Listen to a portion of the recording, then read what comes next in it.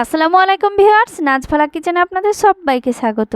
আজকে আবারও চলে এসেছি একটি নতুন রেসিপি নিয়ে। রেসিপিটা ছোট বড় সকলের পছন্দ।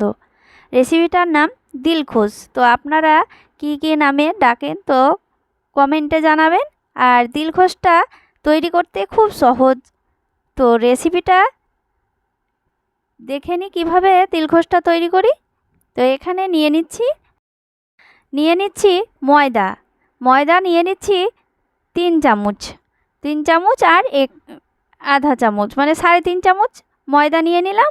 তারপরে দিয়ে দিচ্ছি বেসন 2 চামচ। বেসন আর ময়দাটাকে ভালো করে চেলে নেব। তো চেলে নিতে হবে খুব সুন্দরভাবে। আর দানা দানা থাকলে এটা খেতেও ভালো লাগবে না আর সুন্দর তৈরিও হবে না। তো ভালো করে চেলে নিচ্ছি। আর ময়লাও থাকে, তো দেখুন ভালো করে চেলে নিচ্ছি। খুব সুন্দর করে চেলে নিলাম। তারপরে দুটোই একসঙ্গে মিক্সড করে নিচ্ছি। তো এবার চলে যাব রান্নায়। তো এখানে কড়াই চাপিয়ে দিয়েছি। এখানে দিয়ে দিচ্ছি পরিমাণ মতো জলে দিয়ে দিচ্ছি এই যে দেখতে পাচ্ছেন কামধেনু রং কালার। তো দেখুন 1 চিমটি কালারটাও দিয়ে দিচ্ছি। প্রথমে জলে কালারটা দিয়ে দিতে হবে, তারপর দিয়ে দিতে হবে পরিমাণ মতো লবণটা নেড়ে চেড়ে নিচ্ছি। এরপরে দিয়ে দেব 1 চামচ মতো সাদা তেলটা দিয়ে ফুটিয়ে নেব। তো দেখুন ফুটে উঠেছে। তারপরে দিয়ে দিচ্ছি খাবার সোডা 1 চিমটি। তো দিয়ে ভালো করে ফুটে ওঠার পর দিয়ে দেব বেসন আর ময়দাটা। খুব সুন্দরভাবে এইভাবে নেড়ে নিতে হবে। যে পরিমাণে লাগবে সেইভাবে দিয়ে দিতে হবে। তো দেখুন এইভাবে নেড়ে নিচ্ছি। তো অল্প অল্প করে ময়দা আর বেসনটা দিয়ে দিচ্ছি। দিয়ে খুব ভালো করে একটি ডো তৈরি করে নেব। এই যে দেখুন এইভাবে ডোটাকে তৈরি করে নিতে হবে। আমরা যেভাবে চালের আটা মেখে নিই রুটির জন্য বা পিঠার জন্য, সেইভাবে মেখে নিতে হবে, ডোটা তৈরি করে নিতে হবে। তো এবার নামিয়ে নিলাম।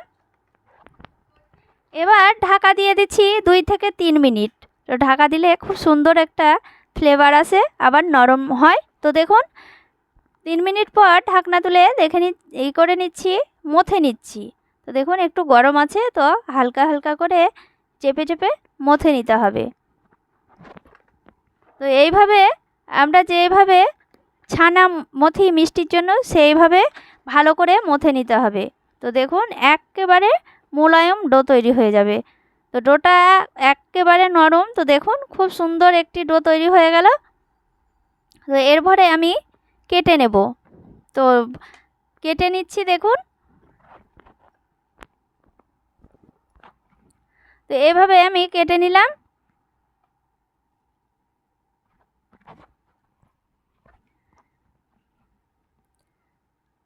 পাঁচটা ভাগ হয়ে গেল। এবার আমি এগুলোকে বেলে নেব। একটা একটা করে লই নেব, দিয়ে বেলে নেব। দেখুন একেবারে পাতলা করে বেলে নিচ্ছি। পাতলা করে বেলে নিয়ে দেখুন এইভাবে কেটে নিচ্ছি। সাইডগুলো কেটে দিচ্ছি, এটা সমান করে নিচ্ছি।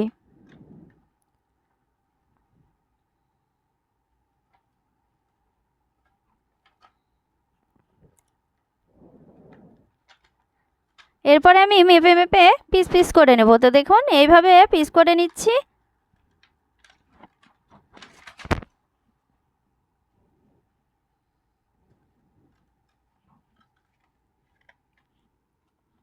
এই যে দেখুন এইভাবে পিস করে নিতে হবে, তো সমান করে। তো দেখতেই পাচ্ছেন। এরপরে এখানে আমি একটি সাঁড়াশি নিয়ে নিয়েছি। এই সাঁড়াশিটা দিয়েই আমি তৈরি করে নেব।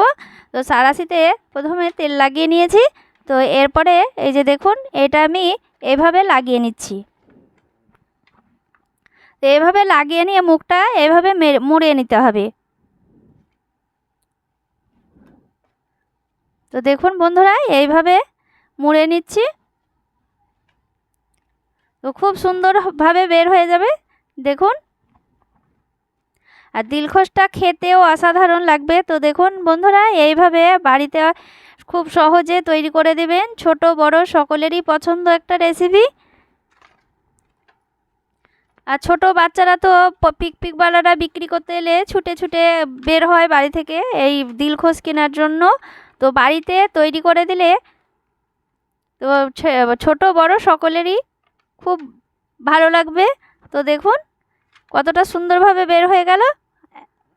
এই যে দেখুন, দেখতেই পাচ্ছেন, এইভাবে আমি সবগুলোই তৈরি করে নেব।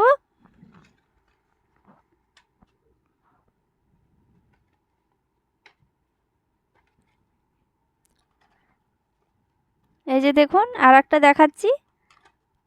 আর এখানে যদি আপনারা ওটা ছেড়ে যাওয়ার ভয় যদি থাকে, তাহলে অল্প করে জল দিয়ে এভাবে মুখটা লাগিয়ে নিতে পারেন, আর সাঁড়াশিতে একটু তেল লাগিয়ে নিতে হবে অবশ্যই।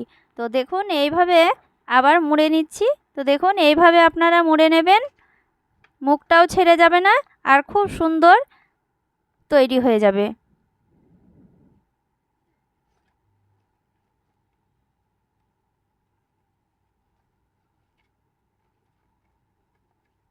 এই যে দেখুন বন্ধুরা, খুব সহজে বের হয়ে গেল।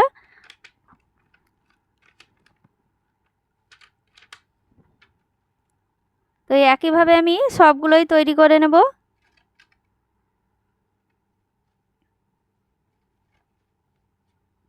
দেখতে কিন্তু একেবারে দোকানের মতোই। তো দেখুন বন্ধুরা, এইভাবে আমি সবগুলোই তৈরি করে নিচ্ছি, দিলখোশগুলো।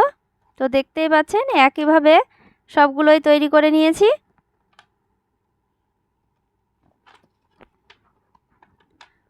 তো এবার এইগুলো আমি এবার রোদে দিব। তো রোদে একদিন রাখতে হবে, কড়া রোদে, খুব সুন্দরভাবে শুকিয়ে যাবে।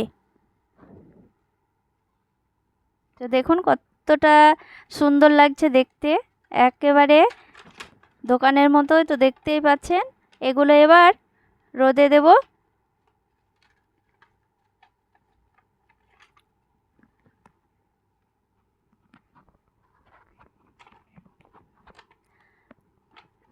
তো বন্ধুরা দেখুন, একদিন পর দেখুন কতটা সুন্দরভাবে কালারটাও চেঞ্জ হয়েছে, আর দেখতে কতটা সুন্দর লাগছে দেখতে। দেখুন, এই যে দেখুন কতটা সুন্দরভাবে শুকিয়ে গিয়েছে।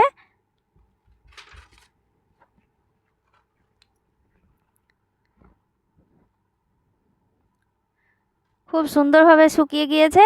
এবার এটা আমি ভেজে দেখাবো।